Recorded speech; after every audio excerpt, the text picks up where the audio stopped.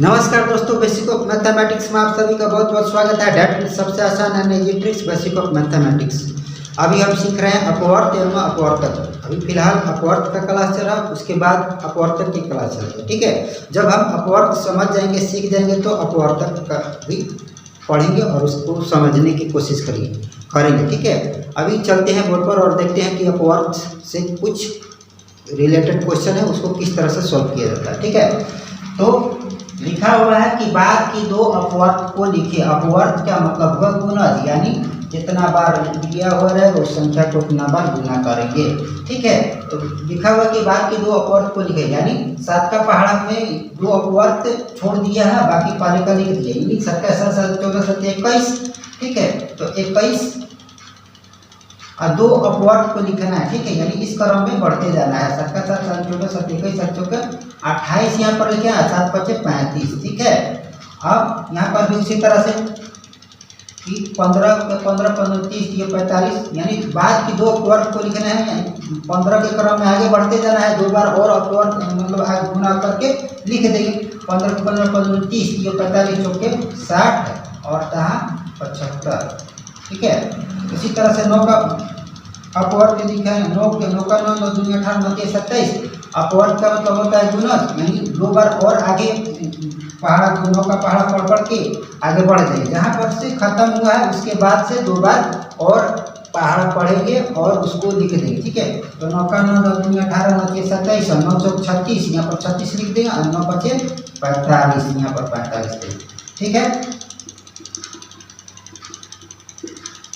ठीक उसी तरह से यहाँ पर भी लिख देंगे। 11 का पहाड़ा दिया हुआ है, 11 के 11 11 दूनी 22 11 दूनी 33 11 चौक 44 और 11 5 55, यानी बाद की दो अपवर्त को लिखे। ठीक है, तो यानी बाद की दो गुणज जो आएगा पढ़ने पर 2 स्टेप आगे बढ़ जाएंगे।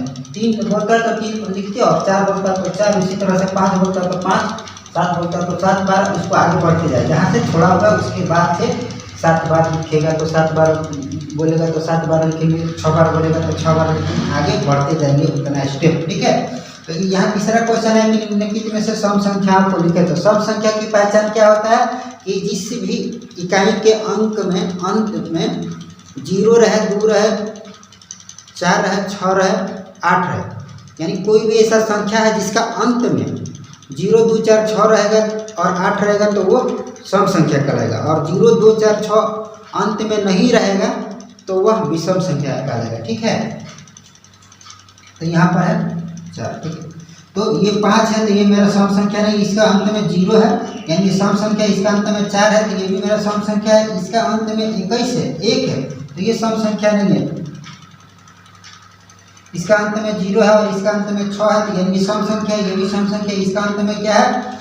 9 है तो ये भी सम संख्या। इसका अंत में 8 है तो ये भी मेरा सम संख्या है। ठीक है, तो जो सम संख्या की पहचान होता है कि जिस भी संख्या के अंत में या इकाई के स्थान पर 0 रहे, 2 रहे, 4 रहे, 6 रहे, 8 है तो वह सम संख्या कहलाता है। यानी 0 यहाँ पर है तो यानी ये सम संख्या है और ये भी मेरा सम संख्या है और ये नहीं है। ठीक है, और ये 0 अंत में है तो ये भी मेरा सम संख्या है और इसका अंत में 6 है तो ये भी मेरा सम संख्या है और इसका अंत में नहीं है और इसका अंत में है तो ये इसको भी लिख देंगे, क्योंकि अंत में 0 2 4 6 8 रहेगा तो वो सम संख्या कहलाएगा।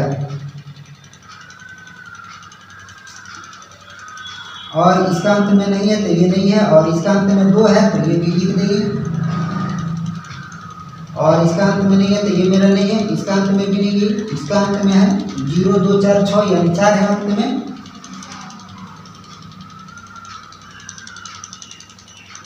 और इसका में नहीं है तो ये भी नहीं है। ठीक है, तो जिस भी संख्या का अंत में कोई भी ऐसा संख्या हो जिसका अंत में 0 रहे, 2 रहे, 4 रहे, 6 रहे, 8 रहे तो वह सम संख्या कहलाएगा। या इकाई के स्थान पर 0 2 4 6 8 रहेगा तो वह सम संख्या कहलाएगा।